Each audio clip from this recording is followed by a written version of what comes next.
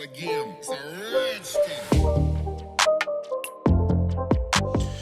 What's going on, everybody? It's the Bulls Show, aka Aiden, and welcome back to another video. Ladies and gentlemen, the Chicago Bulls walk into Paris with a game against the Detroit Pistons, and not only will they be leaving Paris with a win, we could potentially be leaving Paris with a positive vibe in general as we try to revive our NBA season. Now, at the end of the day, it was a very strong game by the Bulls. I think we looked like the better team the whole way through, really, and it's exciting to talk about. A unique experience, but also a positive one, with the Bulls obviously walking away with that win. Before we get started, please like and subscribe to the Bulls Show, turn notifications on, and let me know in the comments below your thoughts about the Chicago Bulls overall game today. Who is your player of the game? Your thoughts and opinions on how well the Bulls played in general. We won this game 126 to 108, and I know a lot of you guys might have not been able to watch this game. It is an afternoon game for you guys. It's actually a morning game for me. Don't necessarily like those ones, ladies and gentlemen, but nevertheless, I gotta say, it was a very entertaining game to watch. The Bulls definitely put on a show in that game. You saw a lot of dunks, you saw a lot of highlight plays, you saw some overall good experiences by the Chicago Bulls. And again, this is the type of team in the Detroit Pistons where the Bulls would normally lose. Yes, we've already beaten Detroit already this season. We've beaten them twice. We have a win streak over them over the last couple of years. But nevertheless, that's not necessarily the point. We're always looking at these teams that are maybe in the tanking race, trying to get the first overall pick, or maybe even have injuries to deal with like Detroit has. And we're wondering whether or not the Bulls could walk away with a win. And we've seen it over the course of the season that it's not always been consistent.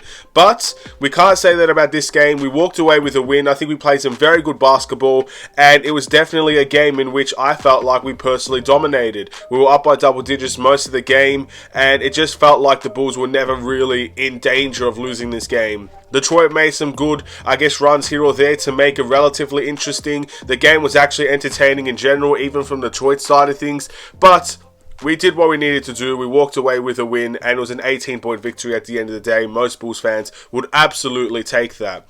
Now, ladies and gentlemen, we got to talk about the starters, because the starters absolutely dominated this game. You could talk about the bench a little bit, but for most of that game, our starters really took the reins. I think all of our starters cracked double digits in this game. So again, a very, very, very good sight to see. A lot of help came for the big three as well, and that's where our bread and butter came from. The big three, when they play well, we always win. Or at least we very rarely lose when all three of them played well. And I gotta say, all three of them played very well in this game. Then you obviously got good scoring off of the bench from guys like Kobe White and Derrick Jones. And just, again, very, very positive game overall, where you saw a lot of people contribute, you saw a lot of people help, and it was just a very good team effort, very good team display, and most importantly, a very good team win. We'll take that all day long. As we head back to Chicago relatively soon, I'm sure they're going to get their sleep, and then they'll be ready to travel back to Chicago in the next couple of days. You're going home basically in positive spirits. This is basically, it is an away game for both teams, really. And in every away game, when you're traveling back to Chicago to see you and greet your home court fans, this is the type of game you want to walk away with a win from. So I'm going to say very, very positive stuff all the way around. And now we're heading into our next game with a lot of confidence that we should have with this experience. Very, very positive experience overall. I'm very, very happy that the NBA decided to do this.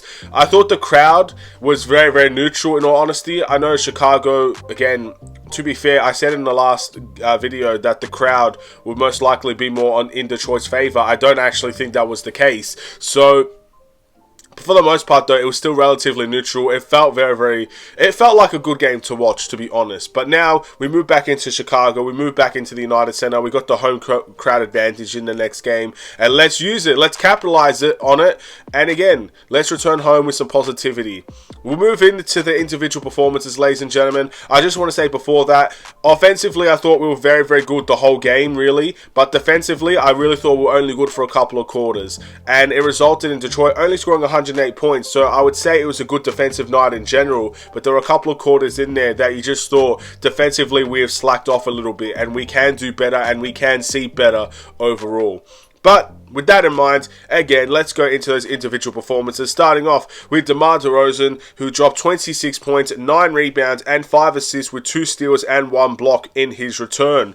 Again, I'm very, very happy to see DeMar DeRozan return for the Chicago Bulls. And what we've seen is Zach LaVine and DeMar DeRozan both have great games. I think the message was, especially before DeMar DeRozan got injured, that we were starting to see Zach LaVine really come out of his shell a little bit and actually be the leader that we wanted him to be. And we saw that with DeMar DeRozan in the team. I think a lot of people got a little bit carried away and saying, look, we don't need DeMar anymore. DeMar, it's a blessing in disguise that DeMar is out for a bit. You can see Zach LaVine control the team. In all honesty, I felt like that was starting to happen before DeMar DeRozan got injured. So the fact now that you're adding, again, a 26 point per game scorer into your team once again, it does add new dynamics. It does help this team more than it hurts this team, in my opinion. And yes, they don't always play well together. I'll never ever say that they've been playing amazingly well together every single game. But you also have to understand the quality of player that we're adding into this team. And the fact that we lost that quality of player, I think personally hurt this team. So we'll wait and see what the future holds. Obviously, in the next game against Atlanta, that statement can completely backfire. But for the most part, I do believe that in order for this team to get even a small glimpse of consistency and a small glimpse of what it feels like to win, you need Zach and DeMar to be here and for Zach and DeMar to play well. And it was mission accomplished by the Bulls today. I think they both had a very strong game. Moving into the next one, Patrick Williams, 10 points, 6 rebounds, 2 assists, 2 steals, and 2 blocks. 4 from 6 from the field, 2 from 3 from the three-point line. Look, Pat played really, really well, but it's unfortunate because he just wasn't aggressive enough again. The guy got some threes, he got a nice dunk, I wouldn't necessarily call it a poster, and he just looked, for the most part, like he was extremely efficient, and that's what he's been for most of this season. He's had a couple of down moments recently, and that's understandable, but at the end of the day, it's just about getting more aggressive with Pat. It's always been that story. It's always been the same song and dance. And I know there are a lot of people that will say, judging by how this team plays, it's very hard for guys like Pat, guys like Io, guys like Kobe to get fully invested in the game and shoot the shots that they need to shoot. But that's the next step for Patrick Williams. I'm not asking him to score 20 points per game, but I really want to see him crack into that double digits more often than what he does. And with how efficient he is, it's clearly easier for him to do it. So if you give him more shots, he might be able to do more for this team. Just a little bit of an insight of what I think there, ladies and gentlemen. With Patrick Williams, you see glimpses of the positives, you see glimpses of the negatives every single game, really. So it's really up to your interpretation of what you think Patrick Williams can be in the future. But overall, I wouldn't necessarily say this is a bad game from him whatsoever. 10 points and 6 rebounds. It's a solid night for Patrick Williams. Nikola Vucevic, 16 points, 15 rebounds, 6 assists and 1 steal, 8 from 19 from the field, 0 from 5 from the three-point line. Put it this way, I thought, look, if Vucevic made the threes that he actually made in the Warriors game, he would have had a very similar game this time out. I think it's as simple as that. But very solid night from Nikola Vucevic as well. I don't think we expected him to really drop 43 points again against Detroit. Detroit do play a little bit bigger. They have a lot of versatile young centers on their team as well that do create problems. And they do bring a little bit more defense. I think we even saw it with our bench unit and our backup center in Derrick Jones Jr. I think both Vucevic and Derrick Jones resulted in fouling a lot of the young centers that they have because they couldn't necessarily stop them that well. But all things considered, on the offensive side of things, Vucevic was fantastic. He got a nice couple of offensive rebounds and putbacks and whatnot. Very good to see. Was good in the post. Very, very good in the mid-range today as well. And he played very well alongside the other 2 players from the big 3. You can't ask for much more. Vucevic is the third option on this team. And yes, I'd love to see him crack 20 points a little bit more than what he does. But when he's getting 16 and 15 as the third option, I don't think many people can really complain about that a lot. Especially when he's doing the majority of his work from the paint area. So it's good to see. We can see more, I'm sure of it. But for now, I would say that's a very solid, very good night from Nikola Vucevic. Zach LaVine, 30 points, 5 rebounds, and 4 assists, alongside of 1 steal in this game. 10 from 20 from the field, 2 from 6 from the three-point line. Zach LaVine is still, as you can clearly see if you watch the game, he has obviously something on his hand, I'm assuming to keep things together with his hand and whatnot. But yeah, as you can see, he's still playing very, very well. He played very well against the Warriors. He played very well here against the Detroit Pistons. He's getting to the foul line a lot more. 8 from 9 from the foul line today. And he's finding different ways to score. His three-point shot, for the most part, at least 2 weeks ago, was unbelievably incredible to see. But obviously, he's got a hand injury now, and he has to adapt his game. And yes, he got 2 from 6 from the three-point line, but a lot of his work was from the mid-range and from attacking the basket, mainly attacking the basket, getting to the free-throw line, getting some layups, going out in transition. Zach LaVine was very good in that area today, and he can hurt teams in more ways than one. That's what we always want to see from Zach LaVine. Not always settle for three-point shots. Go and attack the basket. Go and, I guess, do what works. If you're open for 3, shoot the 3. You're good at it. We know that. But if something works attacking to the basket, keep on attacking it until they can stop it. And Detroit simply could not stop it in this game. It was really as simple as that. Fair play to Zach LaVine. Ayo Dosunmu, 13 points, 3 rebounds, and 1 assist in this game. 6 from 8 from the field, 1 from 3 from the three-point line. Outside of a couple of traveling violations and palming violations, there's not really too much to say, I guess, negatively from Ayo Dosunmu. Solid stuff all the way around. Good layups as well. Shot 1 from 3 from the three-point line. Again, I would say it's a very decent night from Ayo Dosunmu. Moving into the bench, got 2 players that really stood out from that bench today. Kobe White, 10 points and 1 rebound with 1 steal as well. To be honest, this might just be me speaking complete nonsense here, but I don't necessarily think Kobe White had the best defensive game here. We've been praising him a lot for his defense recently, and I still think he tried very, very hard, but there's a couple of times where I thought he kind of gave up a little bit in many ways. Maybe that's just me. I don't know if I'm feeling the vibe of the room or whatnot. I just felt like at the end of the day, this was definitely not his best defensive game. And he scored most of his points in the fourth quarter as well, which, to be fair, it's been typical of Kobe White this season. He seems to just go absolutely bonkers in one quarter, and that's where most of his points comes from. So it'd be interesting to see what the Bulls could do if they actually decide to go for him beyond just the fourth quarter or beyond just one quarter of a game.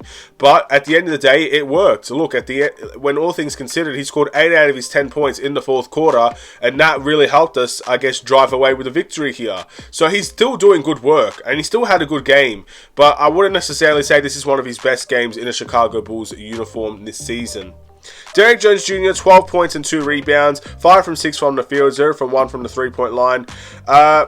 I would say it's a very good night from Derrick Jones Jr. again. Airplane mode, lobs, dunks, pick and rolls, very, very good stuff offensively. Defensively, I don't think Derrick Jones had the best game, and the reason why I feel that way is because we constantly led to fouls, which Derrick Jones Jr. played a part of in order to stop Detroit centers as well. And that's obviously the downside of having a small ball lineup. But to be fair, Vucevic did the same thing, so it's definitely not a criticism of just Derrick Jones Jr. But offensively, the guy was really, really solid. Once again, he has been for the last 3 weeks. Very, very good to see.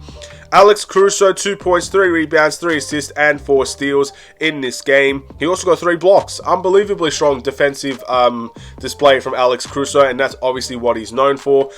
For 22 minutes, I'd like to see a little bit more than 2 points, but that's also what you get with Alex Caruso. You get someone that can drop maybe 12 points in one game, maybe 6 points in one game, and then he could potentially drop 0 in the next. And I don't like seeing when Alex Caruso drops 0 because he plays so many minutes and he has to be more aggressive on the offensive side of things. But at the end of the day, I think his defense made up for it today. That's really all you can ask for. Goran Dragic, 3 points, 2 rebounds, and 2 assists in this game. Fairly okay night from Goran Dragic as well. And that's really it for the individual performances, ladies and gentlemen.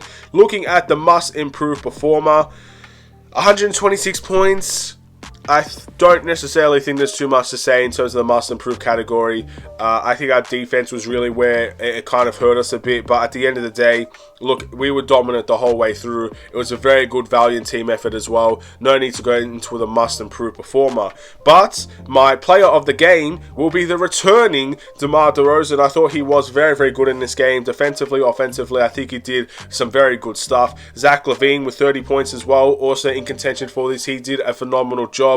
As well as Vucevic. I thought Vucevic played a really strong game as well. The big three, who should always be in the conversation really for the player of the game conversations. And all 3 of them did today. And that's kind of how we walked away with a win here. But the Bulls are back on a 2-game win streak. It feels like we are seeing at the moment 3-game win streaks, 3-game losing streaks. It's just the consistency of inconsistency for the Chicago Bulls. We are 21-24 on our season, 3 games below 500, still trying to get that momentum to get back into that 500 level, and it all starts again when we return to Chicago and reverse the Atlanta Hawks. We are 1-1. against the Atlanta Hawks. Both of them are ridiculously... Look, we've had some ridiculously incredible games with Atlanta. The first game in overtime, how they got that inbound play that's made them win that game in overtime. Unbelievable. Ayo Dosunmu's game winner against Atlanta as well. We got a little bit of revenge in that game. And now it's time for round 3, ladies and gentlemen, against the Atlanta Hawks. And then right after that, it's a back-to-back. So, look... It's back to busy times for the Chicago Bulls. They've had a couple of days to enjoy Paris, enjoy France in general. They've had a couple of days to return to Chicago, and then it's back to work, back to back, straight away. We'll wait and see how they do. We'll wait and see if there's any jet lag or any, I guess, lack of energy in these types of games. I sincerely hope there isn't. We don't really have time to see that if that's what we're going to see. So hopefully the Bulls can pick it up and, again, continue the winning ways. That's what we want to see. We know we won't see it consistently, but man, you're just hoping for a glimmer of hope that you will. Thank you for watching. Please like and subscribe if you're new. I'll see you in the next Chicago Bulls video. Stay safe, stay healthy, stay tuned for more. Take care and peace.